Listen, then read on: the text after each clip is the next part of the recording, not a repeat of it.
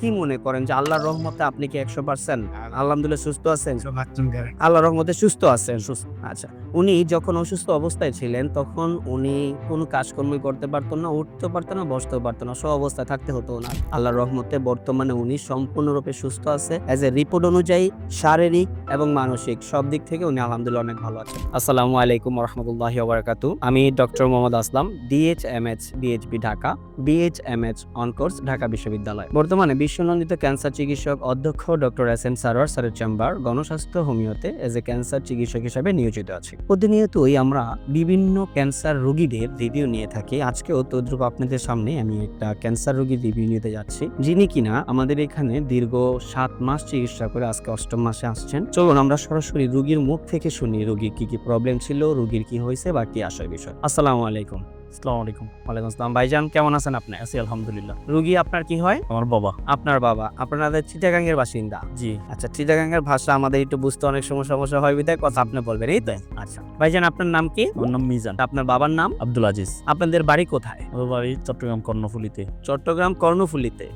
সিকলবাহা আদর্শপাড়া। আদর্শপাড়া হলো গ্রাম? জি। গ্রাম হলো আদর্শপাড়া। নাম কি ইউনিয়ন নাম? সিকলবাহা। সিকলবাহা। এটা কর্ণফুলীতে পড়ছে, চিটাগাং? জি জি। আচ্ছা, চিটাগাং এর ওখানে গিয়ে এই নামে আমরা যদি খোঁজ করি, আপনাদের বাড়ির নাম জানি কি বললেন? আমাদের আব্দুল আলী সিকদারের নতুন বাড়ি। আব্দুল আলী সিকদারের নতুন বাড়ি? জি। আচ্ছা, উনি আপনার বাবা সর্বপ্রথম কি সমস্যা ভাবে আক্রান্ত ছিলেন, কেন আপনারা হসপিটালে গেছিলেন? সর্বপ্রথম গলায় প্রবলেম হইতো, খাওয়ার দাওয়ার খাইতে সময় মনে হইতো ওনার কিছু একটা বাঁচতেছে জি। গলার মধ্যে। জি। হঠাৎ রমজান 25 বা 26 রমজানের দিকে এটা ফেটে যায়। কত সালে? এই গত রমজানে। গত রমজানে? জি। আচ্ছা, ফেটে যায় ওটা। ফেটে যাওয়াতে ওইখান থেকে তুতুর মতো কিছু একটা জিনিস বের হয়। বের হওয়ার পরে কয়েকদিন উনি এত কেয়ার করে নেই। আচ্ছা। হঠাৎ জ্বালা পোড়া শুরু হয়। জি। জ্বালা পোড়া শুরু হওয়াতে আমরা একটা ডাক্তার দেখাইছিলাম। ডাক্তার পরামর্শ অনুযায়ী বিভিন্ন পরীক্ষা নিরীক্ষা করাইছি। পরীক্ষা নিরীক্ষার মধ্যে এটা কি বলে, গলার এন্ডোস্কোপি করাইছিলাম? হ্যাঁ, এন্ডোস্কোপি করাইছি। এন্ডোস্কোপিতে বলতেছে যে ওনার গলার অবস্থা ভালো না, আপনারা দ্রুত হসপিটালে ভর্তি করান বা বায়োপসি করান। আচ্ছা, আমরা বায়োপসি করানোর জন্য বিভিন্ন জায়গায় গেছি। অনেকজনে অনেক রকম ডিমান্ড করছে। জি। শেষ পর্যন্ত আমরা চট্টগ্রাম হসপিটালে বায়োপসিটা করি। ওইখানে বলতেছে যে ক্যান্সার।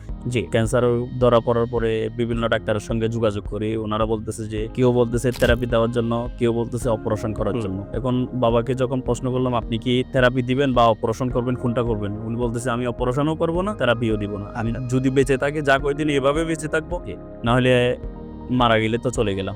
জি। তো আমি আপনাদের এখানে রিভিউ দেখলাম ফেসবুকে, বিভিন্ন রোগীর সঙ্গে আমি অনেক যাচাই করলাম। প্রায় 1 মাস ধরে আপনাদের এগুলা খুঁজে যাচাই। আমাদের যে পেজ আছে, আপনি নিজে ঢুকে আমাদের ভিডিওগুলো দেখেছেন, রিভিউ দেখেছেন, এটা প্রায় আপনি 1 মাসের মতো কন্টিনিউ করছেন। আমাদের বিষয় যাচাই বা জি। 1 মাস পরে আমি খোঁজ নিয়ে নাম্বারে আমি যোগাযোগ করি। তারপর উহি একজন ছিল, ওদের 2 জনের সঙ্গে আমি যোগাযোগ করি। যোগাযোগ করে ওদের থেকে ঠিকানা নিয়ে এখানে আসলাম। এখানে এসে চিকিৎসা শুরু করলাম। আমরা টোটাল কত মাস ব্যয় চিকিৎসা করছি? 5 মাস, 4 মাস শেষ। 5 মাসে যখন আসছি আমাদেরকে পরীক্ষা দেওয়া হয়েছে।